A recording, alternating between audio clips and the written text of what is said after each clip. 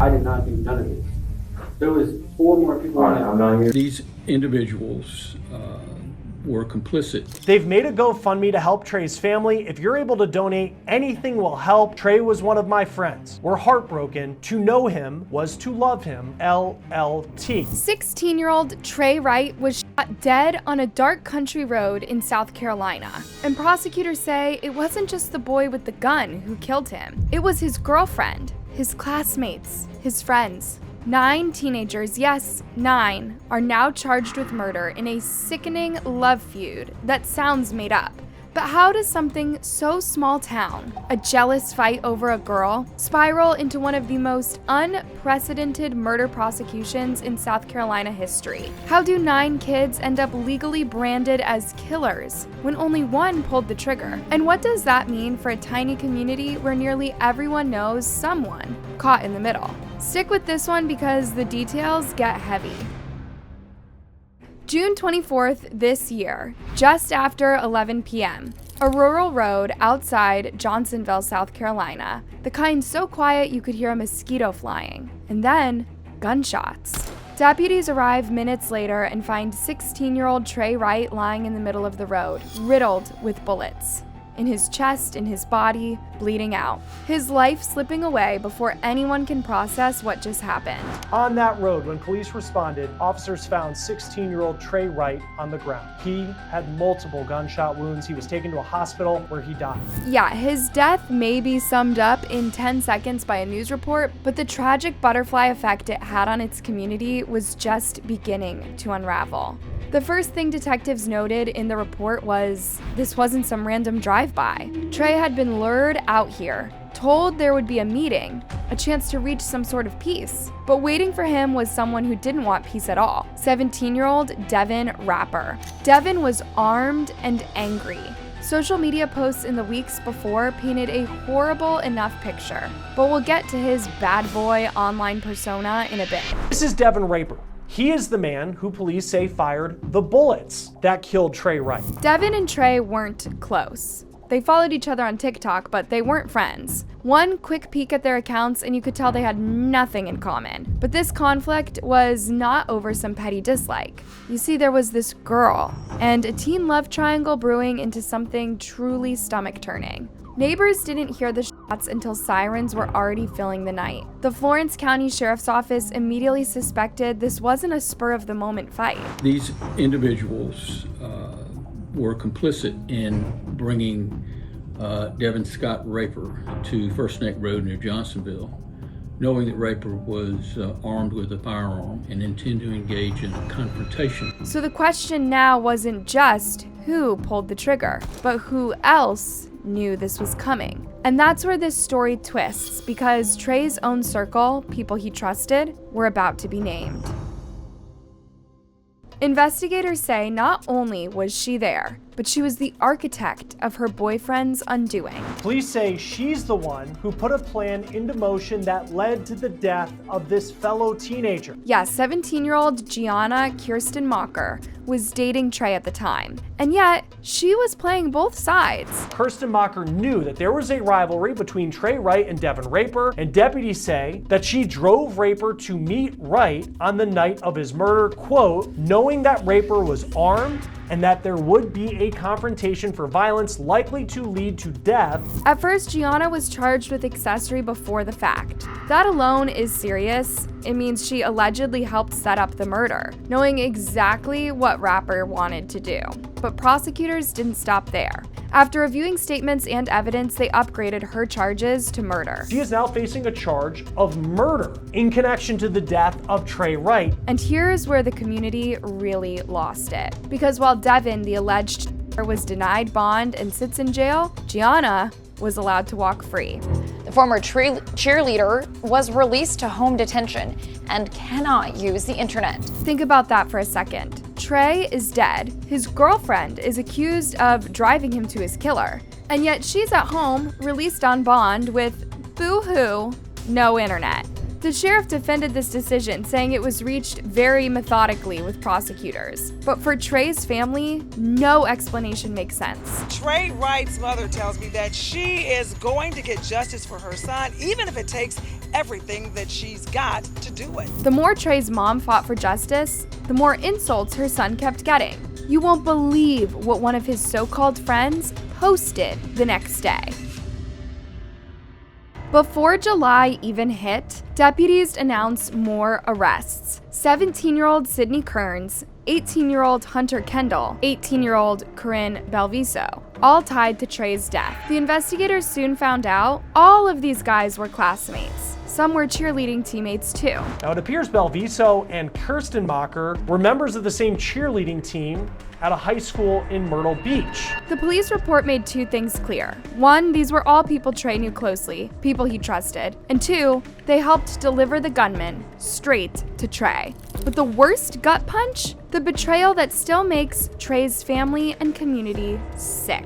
And when we were researching the newest names to be added to the list of suspects in this case, we were shocked with what one of the teens now charged with murder had apparently posted on her social media not too long ago. Just one day after Trey was murdered, Corinne Belviso went on Facebook. First, she complained about how painful it was to grieve for her friend.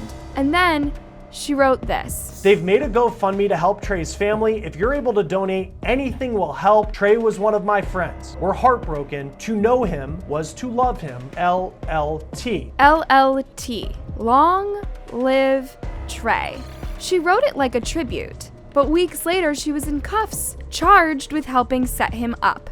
How do you even process this? His mom is fighting for answers while a girl accused of conspiring against her son pretended to grieve him publicly and get attention for it. And then came the bonds. Sydney and Corinne both are out on just $20,000 bonds. They were granted $20,000 bonds. Hunter Kendall was denied bond, and he is still in jail at the time of this recording. Legal experts called it almost laughable. A $20,000 bond is really nothing for a murder charge. And why are all three girls out when the boy who also didn't pull the trigger, Hunter, is in jail? The betrayal, the fake mourning, the shockingly low bonds, it already felt like justice was upside down. But the darkest twist was still yet to come, because Devin's social media and toxic mindset were about to be revealed in court.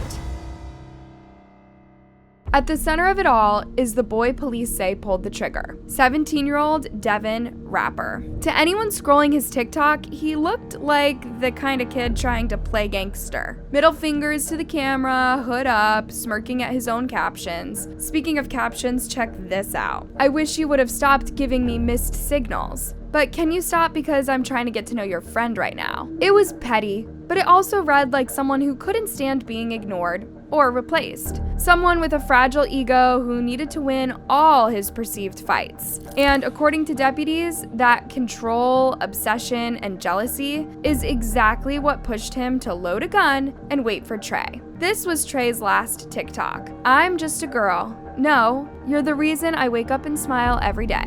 Yeah, different approach from Devin, but proof enough for the police that there was a rivalry over a girl between them. There was another damning bit. This wasn't Devin's first run-in with the law. Less than a year before Trey's murder, he'd already been arrested as an accessory after another killing. In fact, in August of last year, he was arrested on a charge of being accessory after the fact to a felony or murder. To the shock of Trey's mom, he was released 3 months later. So when police picked him up for Trey's murder, he was no stranger to handcuffs. What Trey's loved ones wanted to know, though, was how this guy was free to roam with such serious charges. But before they could answer that, they got another bombshell from him. At his first court appearance, instead of keeping quiet, Devin decided to speak for himself. I did not do none of this. There was 4 more people on it. The judge cut him off, warning him not to dig his own grave on the record. But the damage was done. That outburst made headlines everywhere. A murder suspect claiming he wasn't alone? But maybe Devin didn't want them to be free. Being the arrogant, self-centered person he is, why not take everyone down with him? And suddenly the case became a conspiracy. A pack of kids mobilizing around a feud that ended in bullets. But if Devin wanted to shift the blame, he underestimated what the police were about to uncover. Because the case didn't just hinge on his words, it was backed up by something even harder to escape. Devin's courtroom outburst was just the first step that sealed this case. Next came the video evidence investigators were sitting on. They say she brought another boy, her other romantic interest, to that country road where a group of teens then actually filmed the showdown. That's how they had the video of this whole thing. Yeah, video evidence made by themselves. Like they thought they were so above justice, detectives would never find it. In fact, police confirmed that at least some of the teens filmed Trey's final moments. And while the footage hasn't been released publicly, deputies have flat out said it shows enough to prove this was a premeditated ambush, and no, Devin's firearm didn't accidentally discharge. That's why prosecutors reached for a law almost never used in murder cases. It's called South Carolina's hands of one, hands of all.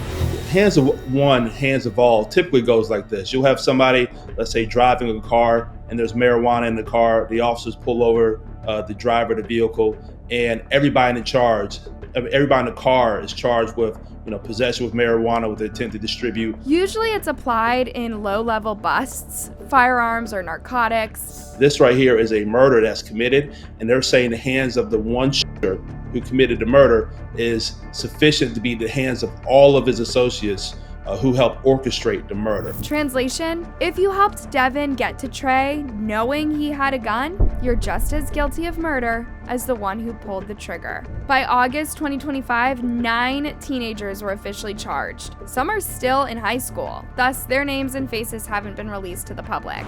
They'll need to prove that the associates knew that the accused was going to the location with the intent to commit murder. So, knowledge of intent, but that's hard to prove. First off, did every teen know Trey was going to die? Or did some think it was just another fight? And second, it's not like they're just going to confess to a detective. They'll have lawyers of their own, and they'll be advised to keep their mouths shut or play dumb. I didn't know, Devin was a good guy, so on and so forth. For Trey's family, the distinction feels meaningless. Their son is dead. His so-called friends delivered him to danger. But in court, that razor-thin line between planning a beating and planning a murder could decide whether some of these kids spend life behind bars. And the bonds, the courtroom, the outcome so far, they've left the whole community furious. And it's Trey's mom who's become the loudest voice demanding justice.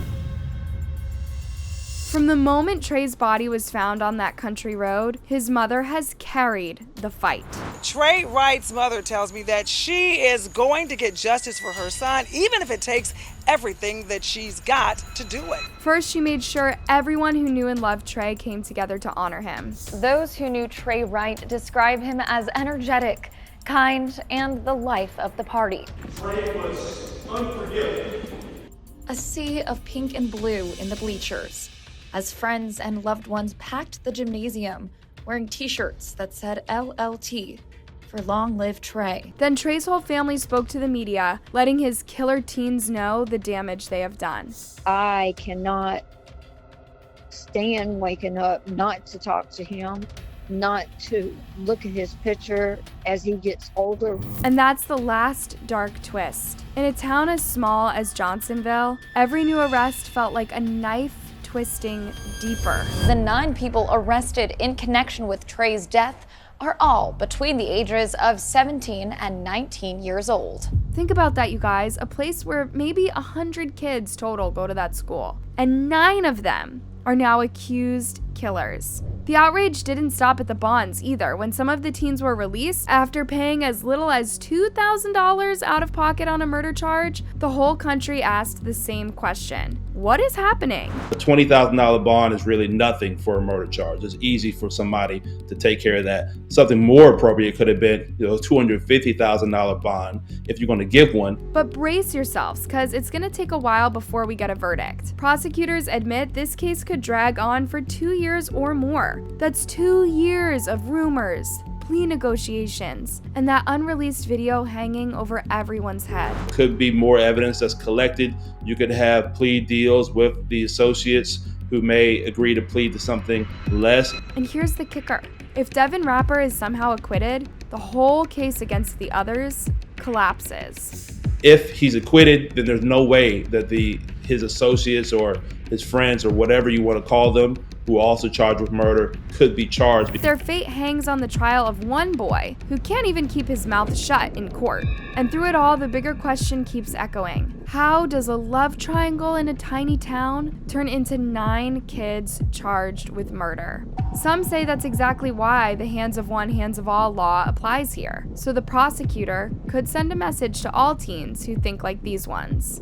And still, we wonder, was it social media feeding the rivalry until it felt bigger than it was? Was it a culture where guns are easier to grab than guidance? Or was it just pure cruelty? Kids learning too young how to fake loyalty, how to post "Long live Trey" with one hand while loading the gun with the other. Trey Wright is gone forever.